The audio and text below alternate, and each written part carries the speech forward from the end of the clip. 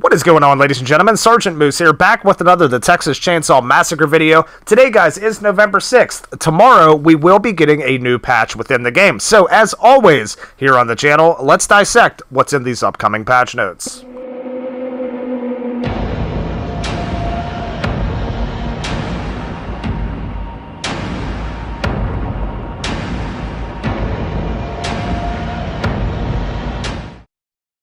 Okay, guys, so much like the last patch that we received with the new skin collection that we've gotten, including the Nicotero, things like that, it was a rather smaller patch, but within the patch, there were some significant changes. This seems to be the same exact instance here in this patch, guys, and we have some really good, well-sought-after changes that we've been talking about for a long time that are now going to be introduced within the game tomorrow. So without further ado, let's jump into it. Let's talk about number one. So, the Nicotero Leatherface Interactions audio. That's right, guys. So when you're cutting down barriers, you're cutting down doors, things like that, you will be hearing the same old audio from the original chainsaw whenever you're doing that. That now has been fixed. That was confirmed a bug.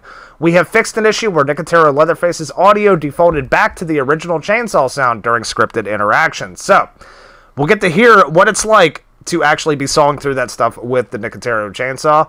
Also, the chainsaw dance audio, the dance that he does at the end of the game. That audio also was back using the original chainsaw's audio. That will be changed to the David Bradley chainsaw that we see with Nicotero. So it will be a different sound at the end screen as well. So, again, guys, I mean, we did pay, $16 for the skin. So this is a big, massive change that was much needed. Glad to see that Gunn promptly and quickly got that put into the game. So I'm excited to see what it's going to sound like doing all of them interactions. Next, guys, another absolutely huge one. So, most of you probably know on Gas Station there is a car, a random car in the back of the map, the back middle of the map by the tool shed that players can simply crouch in, and if you're not Hitchhiker or Sissy, you have absolutely no way of reaching them, and some players would take advantage of this exploit. If they knew they were getting the gas station map, they could run Tourniquet, for instance, and they could infinitely stay alive while crouching in that car and hold the game hostage. So, that is no more, guys. That is being deleted. So, the gas station car exploit. We have fixed an exploit where players could crouch into the blue car near the tool shed on the gas station map. Players will no longer be able to enter the car. So, and that's exactly what we've been saying, guys. Just make it, impossible to enter the car. It didn't make any sense anyway. I mean, sure, it could be, a place you could run to, maybe if in a pinch you needed a heal, but if you're playing Cook and Johnny, for instance, with Leatherface on that map, there was absolutely no way to reach a victim, and they would take advantage of that as well. Especially if you're playing a high-level team, you better have a Sissy or Hitchhiker, or, there's a chance that they may take advantage of that exploit. But no more. That has been fixed. No more car exploit on the gas station. So, next, guys, I want to talk about pixelated textures. We have fixed an issue causing textures on skins to not load properly on some platforms. Now, I really haven't seen much of this issue on my end. Maybe you guys have. Maybe you could let me know. Maybe you're excited about this fix. But either way, it looks like the pixelated textures, the textures will be loading in faster. So hopefully that's not going to happen anymore. Now, the next two guys I want to talk about are probably the biggest parts of this patch, aside from the car exploit and the Nicotero Leatherface. These ones are huge. So we've been talking for a long time. One of the reasons I can tell, guys, patch after patch, Gunn is working on fixing these lobby times. Whatever way they can, whether it works or if it don't work, they are working on fixing it. Now, one thing that I've been saying since the release of this game is there is too much information on the screen. Whenever you're playing and you're queuing up against a victim team or a family team, there is too much information that we're able to see. And it's causing a lot of players to dodge. For instance, if you go in as a victim, you're level 20 or 30 or so, or a family member level 20 or 30, and you see the entire squad on the other side at level 99, that poses an issue. And that's going to make a lot of players not want to play. They're going to dodge. They're going to think, okay, I'm going to run in there and I'm going to die in the first 10 seconds. Or, the victims are going to escape in the first 30 seconds. A lot of players have that mentality. They want to play levels that are similar to themselves, which is, it causes a lot of the dodging. Now, I will be the first to say that as a level 99, I've been level 99 for quite a few months now in this game. I don't see that as skill. I think that's just time played in the game. You know, for instance, you know, myself, even as a level 99, you know, I make a lot of mistakes still. You know, I can die really quickly as victim, or, you know, sometimes victim, you know, I'll make a mistake and a victim will escape on me. Levels really don't matter, but it is intimidating to some players, is basically what I'm saying, guys. So this is huge. The level needed to be removed. Now, the thing that does concern me, guys, I want to talk a little bit more.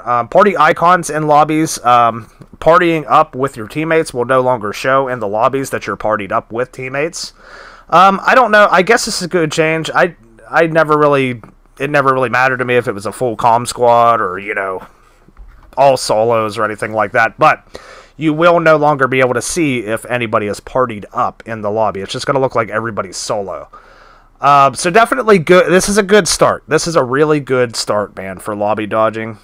There was no reason to show player levels. I'm glad they got rid of it. Now, the thing that concerns me is that players who partied up no longer display party icons in lobbies, and party icon is no longer displayed in the player list scoreboard in match results.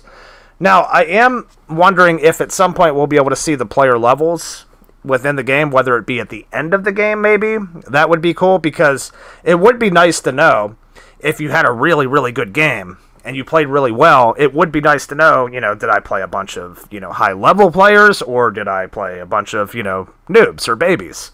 I think, you know, players take a lot of pride in knowing, you know, what exactly they were up against. So hopefully at some point maybe we'll be able to see the levels toward the end of the game or such, but it does appear for now, guys, even after the level change in the game, I will personally say that I still think there's too much information on the screen. And I know some people might not agree with me, but honestly, I don't think there's any reason that we should be able to see the other side's characters, guys. That's my personal opinion. For instance, if you run Bomb Squad on Victim, or you run something to, you know,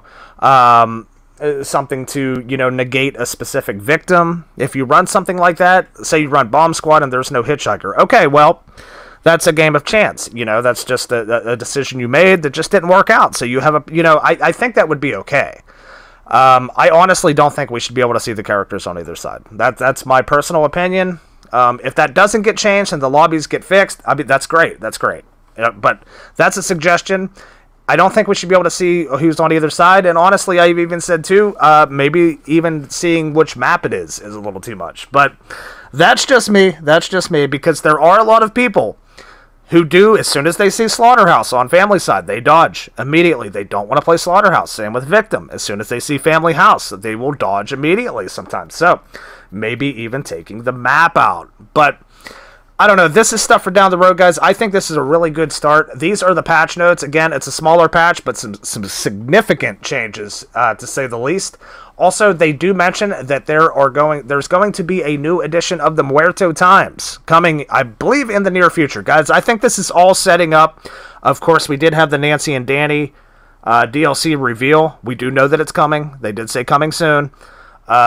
I think things are starting to heat up. I think they're moving toward that DLC. I think things are starting to move faster within the game. We shall see. This is a good start with this patch, though. Let me know what you guys think down in the comments below. As always, guys, Sergeant Moose here. We're bringing all the news for the game, the Texas Chainsaw Massacre. We stream this game nearly every single day on both YouTube and Twitch about 9 to 9:30 Eastern Time. So definitely come check that out, guys. Come hang out, man. Have some conversation. I'm a real chill streamer. You know, I like to hang out and have a good time. We're always bringing the news here to the channel. So if you guys enjoyed it, definitely come back. If you enjoyed the video, feel free to drop a like, subscribe to the channel if you haven't already, guys. My name's Sergeant Moose. Thanks so much for tuning in, and we'll see you guys on the next one. Take care.